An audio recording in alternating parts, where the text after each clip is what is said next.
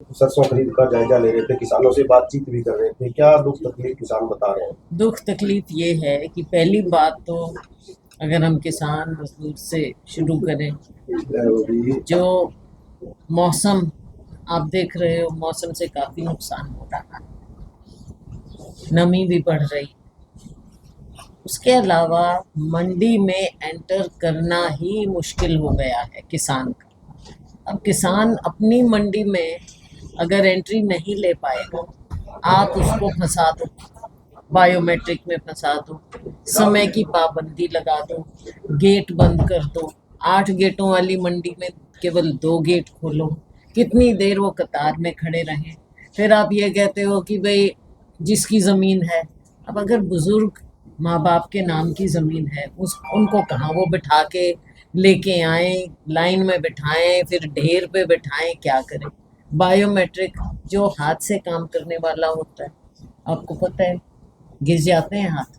क्या बायोमेट्रिक का ये तमाशा कर दिया आपने। फिर आपको गवाह भी चाहिए। किस बात के गवाह चाहिए भाई? अगर आप कोई भी किसान अगर अपने मेहनत कर रहा है, खेती कर रहा है, अब उसको आप कह रहे हो कि गवाह भी लेके आओ, तो ये सरकार कर क्या रही है? सरकार कहाँ है? मेरा ब्यौरा, मेरा वो कोर्ट क्या है, मेरी मेरी पसंद, मेरी फसल मेरा ब्यौरा। तो भाई वो फसल तो मेरी है, लेकिन ब्यौरा मैं किस किस को दूं, कहाँ कहाँ दूं, और किस हिसाब से दूं। ऊपर से आड़तियों के ऊपर भी इन्होंने हर तरह से। अच्छा, अभी हम यहाँ पे थे, पल्लेदार बेचारे, पल्लेदारों की अपनी दिक्कत है। सबसे गरीब आदमी है पल्लेदार, जो यहाँ पे साल में क्या 2-3 महीने मुश्किल से उसको मजदूरी मिलती है। अब उसके ऊपर भी कंप्यूटर ये वो, पहले तो उसको कंप्यूटर लिटरेट करो। आप आपके अपने अफसर तक कंप्यूटर लिटरेट नहीं है, और आप सोच रहे हो कि पल्लेदार कंप्यूटर लिटरेट हो जाएगा। ऐसी बातें हैं जो बिल्कुल प्रैक्टिकल नहीं है, व्यवहारिक नहीं है। जब आप जमीन पर जाओ, ये अफसर फाइलों में लिखवा के कुछ भी भेज देते हैं ऊपर, और ऊपर सरकार ना देख रही है, ना अपनी सोच लगा रही है, ना अनुभवी लोगों से या जमीन के लोगों से आप उनकी बात सुनते हैं। और वैसे भी ये किसान विरोधी सरकार रही है। जब कानून लेकर 3 काले कानून लेकर आए थे, हमने तभी कहा 1 साल किसान बैठा रहा, ऑलमोस्ट 1 साल। उनके साथ आपने करार किया, उसको नहीं आपने लागू किया। एमएसपी को कानूनी दर्जा दूर की बात लग गई है, अब तो एक सपना लग रहा है। एक बार उठा दिए, जाओ तुम अपने घर करो काम, आगे हम देखेंगे, मंडियों में देख लेंगे, नहीं तो तुम या तो लाइन में आ जाओ। अब किसान के साथ अगर आप ऐसे करोगे तो ये भूल जाते हैं कि केवल बड़ी बड़ी कंपनियों से काम नहीं चलेगा। बड़ी कंपनियां ला रहे हो, वो मुनाफा कमा रही हैं अपना, लेकिन उनके मुनाफे पर या उनसे आप कुछ नहीं पूछते, उनको आप और काम देते जाते हो। मोनोपोली चल रही है आज के दिन इस देश में, 2-4 कंपनियों की, 2-4 लोगों की।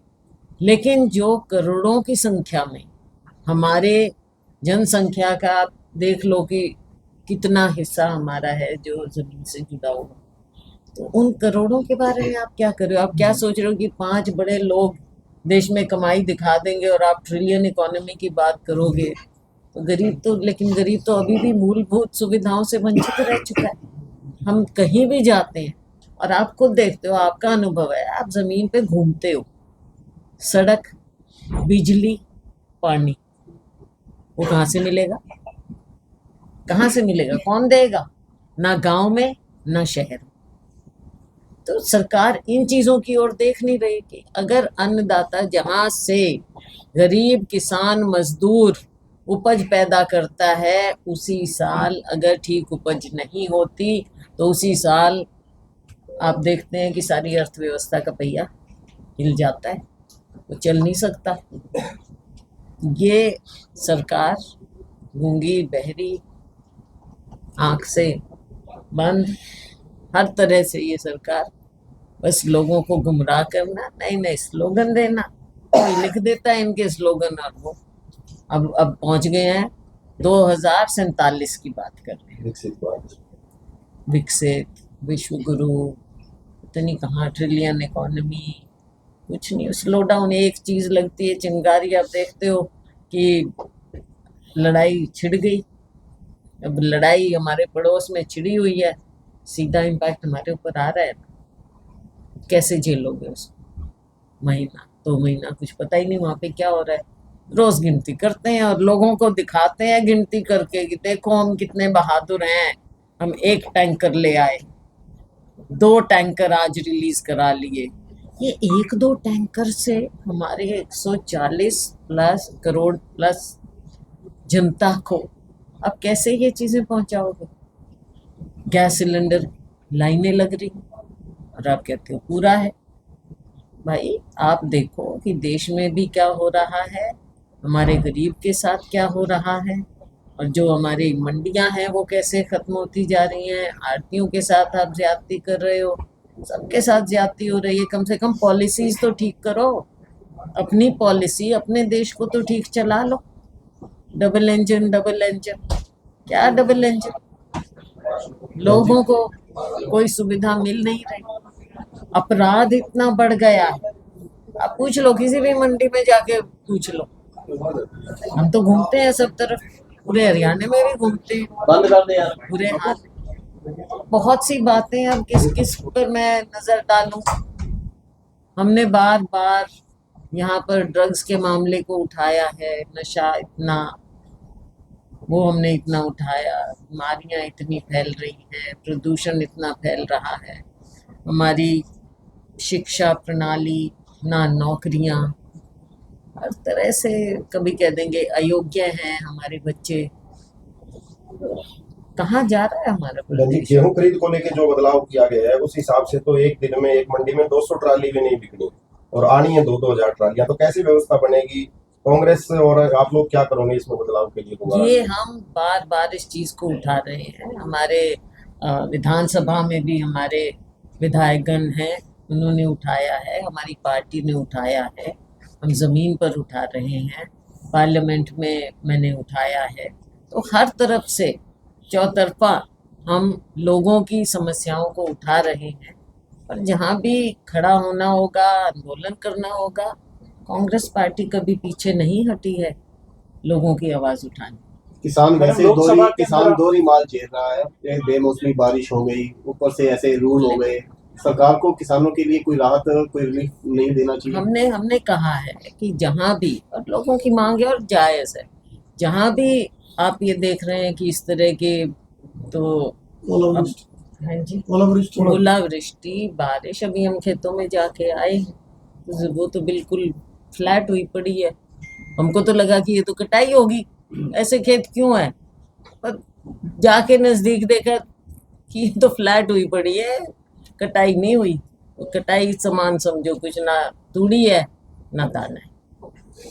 मैडम, लोकसभा के अंदर आपने मुद्दा उठाया किसानों का, और उसके बाद हरियाणा सरकार ने कल रात से ही जो ये पोर्टल खोल दिया है किसानों के लिए, क्या कहेंगे? क्या पहले जानते नहीं? मैं माफी चाहूंगी, पोर्टल खोलने की बात कहते हैं ये, अभी हम आए हैं ना, पोर्टल खुलते हैं इनके दिखावे के खुल जाते हैं।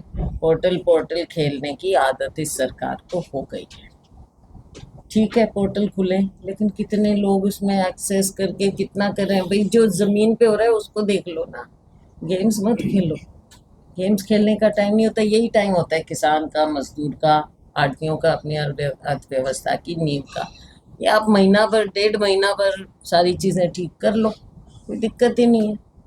Ma'am, do you think that putting restrictions like geofencing and biometrics is a hidden motive of doing away with MSP and APMC markets? Absolutely, and this has been raised time and again by us, by me also, and by my whole party and our leader Rahul ji and Kharge ji. The whole, we have always taken it up. Congress has always stood for kisan mazdoor, but this government has been anti-farmer right from the beginning, and this has been proven that they only stand for few monopolistic big corporates.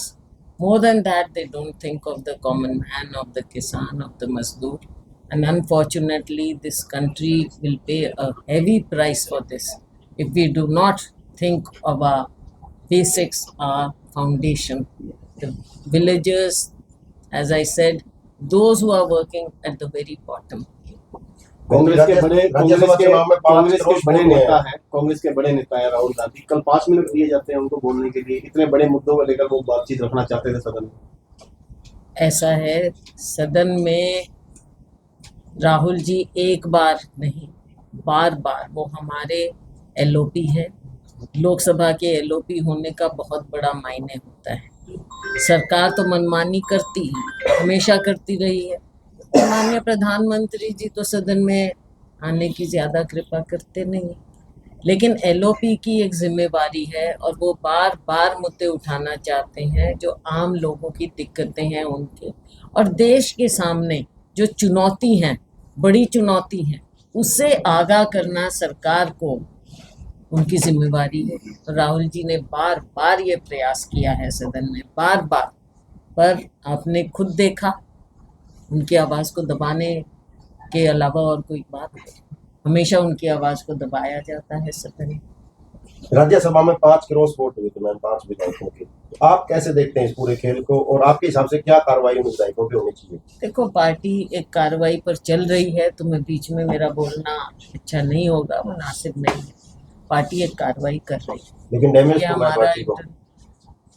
बिल्कुल damage हुआ है। जहां हमारे 37 vote थे, वहां पे केवल 28 vote आए। तो पार्टी इसका विश्लेषण तो कर रही है, लेकिन ये मैं मानती हूँ कोई अच्छा मैसेज नहीं गया। जैसे जीत आपने- गए बौद्ध जी, करमवीर बौद्ध जी, उनको बधाई है। ये एक अच्छी बात है कि वो जीत गए। जीत है, लेकिन हाँ, ये कमजोरी आनी नहीं चाहिए। मैडम मेरा ये सवाल है, राघव चड्ढा है आम आदमी पार्टी के राज्यसभा सांसद है, उनको उपनेता से हटाया गया है, किस तरीके से देखते हैं आप? ऐसा है, ये आप पार्टी जो है केवल एक व्यक्ति पे चल रही है। जो वो चाहते हैं, चाहे पंजाब हो चाहे कहीं भी हो, वो किसी और को ऐसा लगता है कि अब देखो छोटी पार्टी है, उसमें आप क्या डेमोक्रेटिक प्रोसेस सोच सकते हो। अब कोई ना हमको राघव चड्ढा जी का इतना पता, ना हमको इनकी पार्टी का ज़्यादा कुछ पता। ये ज़रूर है कि पंजाब में इनकी सरकार और पंजाब के लोगों के साथ खिलवाड़ हो रहा है। सरकार 2047 विश्व गुरु विकसित भारत हिंदू राष्ट्र बनाने की बात करती है। ये गैस और तेल के चक्कर में मुस्लिम कंट्रियों पर डिपेंड पड़ी है। हालात इनकी ये है, आपके सामने एक सिलेंडर के लिए लोगों को मारामारी हो रही है पूरे प्रदेश में। हम तो कह रहे हैं कि आप किसी भी देश से मत, ये ना हो कि अमेरिका आपको डिक्टेट करे कि कहाँ से आप पेट्रोल लो, कहाँ से आप गैस लो, कहाँ से क्या करो। डिक्टेट कर रहे हैं वो तो आज के दिन। मोहलत देते हैं भारत सरकार को, भारत देश को मोहलत देते हैं कि 1 महीने आप कहीं भी चलो, आप कहीं और से खरीद लो, वरना सैंक्शन, वरना आप नहीं खरीद सकते। तो भारत तो एक बड़ा हमारा महान देश है, हम दब के क्यों किसी से चलें। और हमारा देश तो भाई ऐसे है जैसे अपना इंद्रधनुष होता है। हमारे देश में तो वो सुंदरता है, वो विविधता है, और उसका हमें गर्व है, हमें वो बचा के रखना चाहिए।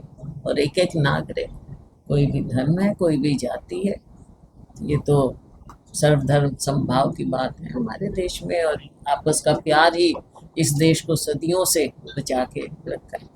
टोल टैक्स के लिए एक नोट था मैं, टोल टैक्स पे इतना टैक्स बढ़ा रखा है, आम जनता पे इतना बोझ पड़ा हुआ है और सड़कें सारी टूटी पड़ी। बिल्कुल, मैंने भी ये बात उठाई भी है अपने, और आम नागरिक जो भी सड़क पे उतरते हैं वो सब महसूस करते हैं। ये सड़क है कि गड्ढे हैं, अब तो ये कहानी हो गई है।